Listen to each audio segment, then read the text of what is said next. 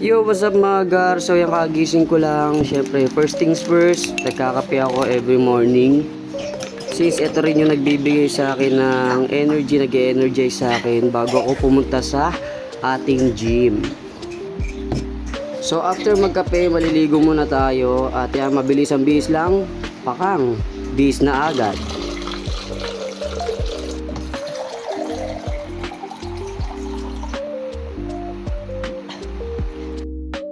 At syempre, huwag kakalimutang magsapatos kung mag-gym ka for safety na rin ng ating mga paayan mga gar. Okay, all set na tayo kaya tara na. Tubig check, sapatos, towel, let's G!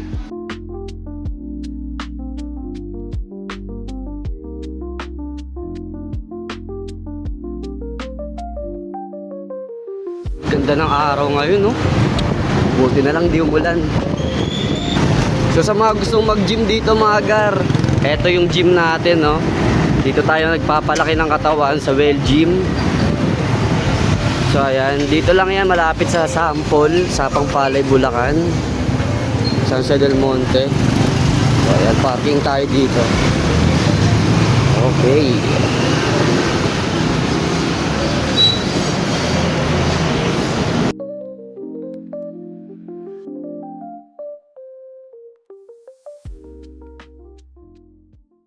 To start our exercises mga gar, kailangan muna natin syempreng mag-warm up. Dito mga gar, niro-rotate natin yung ating shoulders. Since mag-shoulder day tayo ngayon mga gar, kailangan nating painitin muna yung ating mga shoulders para hindi tayo mabibigla. So gawin nyo tong warm up set na to mga gar para ma-activate natin yung ating mga rotator cuff sa ating shoulders para less injury na rin kapag nag-working set na tayo. Let's G! Para sa ating first exercise mga gar, inuna ko munang mag-traps kasi may konti kang mafe-feel kapag nag-side delt raises na tayo. So yan, ina-activate na rin natin yung traps natin para mamaya focus na lang yung tama ng exercise sa ating mga shoulders. Depende sa inyo mga gar kung gusto nyo tong unahing gawin sa inyong mga exercise or pwede rin naman siyang gawin sa dulong part ng exercise mo. At mga gar, para sa safety nyo, mamili lang kayo ng saktong heavy na kaya ng grip ng inyong mga kamay.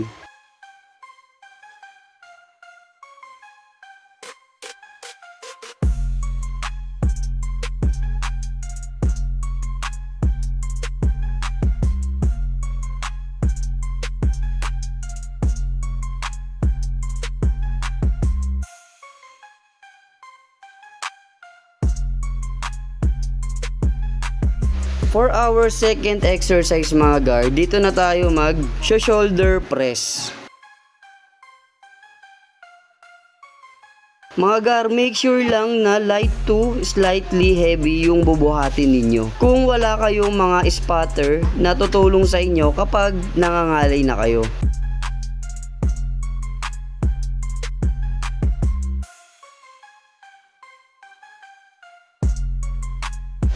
Mga gar, hindi po tayo professional trainer pero yung sinishare ko po sa inyo is yung mga natututunan ko rin po sa mga datihan na rin na nagji-gym. Kadalasan na tinuturo nila is yung proper form at yung momentum kung paano mo i-execute yung exercises.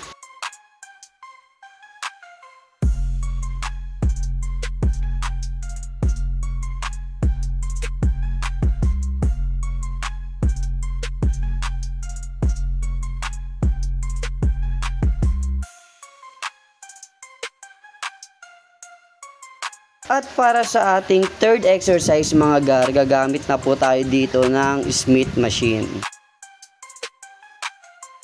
So dito nag-warm up set muna tayo mga gar para ma-activate pa rin yung ating front shoulder.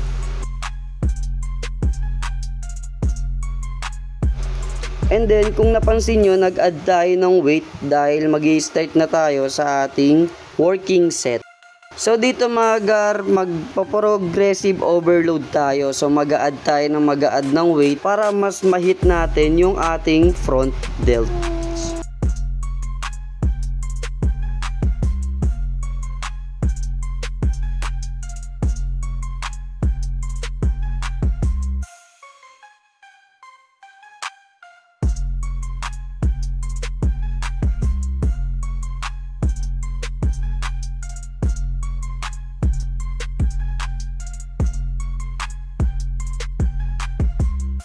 At dahil nagpa-progressive overload tayo mga gar at unti-unti natin dinadagdagan yung mga weights, nangingi na ako ng tulong at nagpa-spot for the safety na rin ng ating set. Dahil hindi pa tayo ganun kalakas at hindi pa bumabalik yung dating strength natin, syempre wag tayong mag-heavy lifting. Or ang tawag natin dyan ay ego lifting.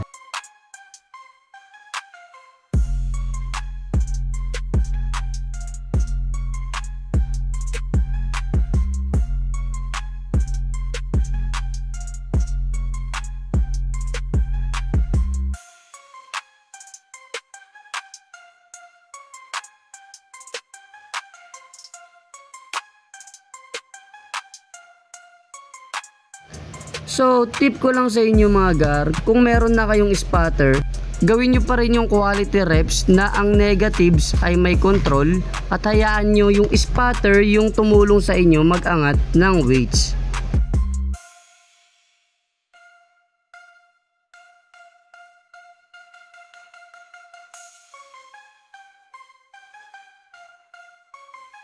At para sa ating fourth exercise mga gar, gagamit na tayo ng cable dito. Ito yung front raises para ma-hit natin yung ating front delts.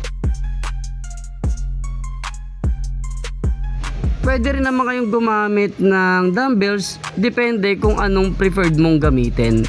Mas napili ko lang talagang gamitin yung cable dahil mas assisted at mas proper ang form.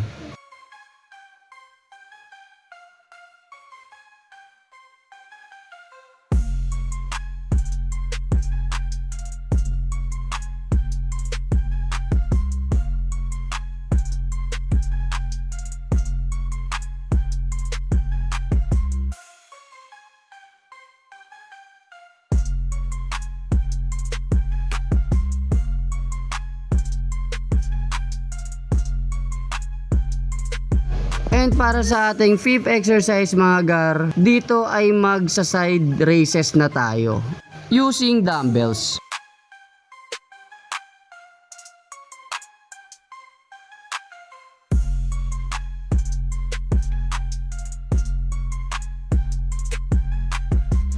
So, ang tatamaan ng exercise na ito mga gar ay yung side delts natin. The more na mas maganda at mas malaki yung side delts natin, ay mas magbibigay ito ng illusion na mas malapad tayong tignan.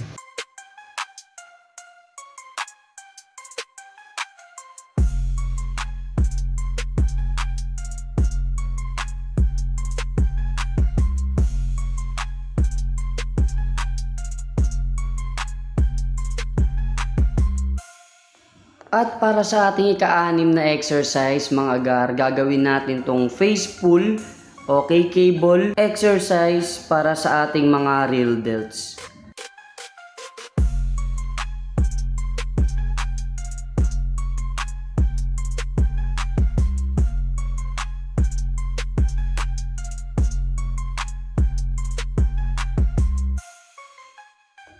So sa exercise na to mga gar, pwede mo ring itukod yung paa mo para ma-assist ang balanse ng katawan mo kung sakaling medyo heavy na ang load ng cable mo. So exercise na ito mga gar is para sa likurang part ng ating shoulders.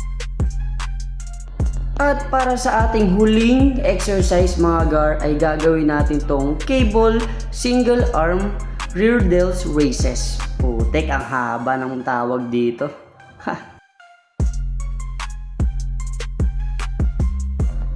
Sa exercise na to mga gar is pwede rin tayong gumamit ng dumbbells At depende po yan sa preferred nyong gamitin kung gusto nyong mag-cable or gusto nyong mag-dumbbells. Sa akin kasi, mas preferred kong gamitin ng cables dahil mas assisted at mas nararamdaman ko yung tama ng exercise sa aking rear delts.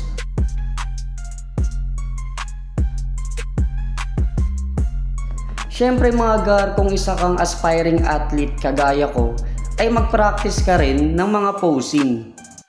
Malay mo naman, 'di ba, someday makasampa rin tayo sa stage kagaya ng mga iniidolo natin. Hindi pa ganun ka perfect pero practice will make it more better, 'di ba? At laging tandaan mga gar, hindi lahat ng mga bagay ay minamadali. Small progress is still a progress. Kaya matuwa tayo sa everyday gains natin, maliit man yan, ay eventually lalaki rin at makakamit din natin yung dream body na inaasam natin. At dito na nagtatapos ang ating second vlog, kaya maraming salamat sa sumuporta. Peace out!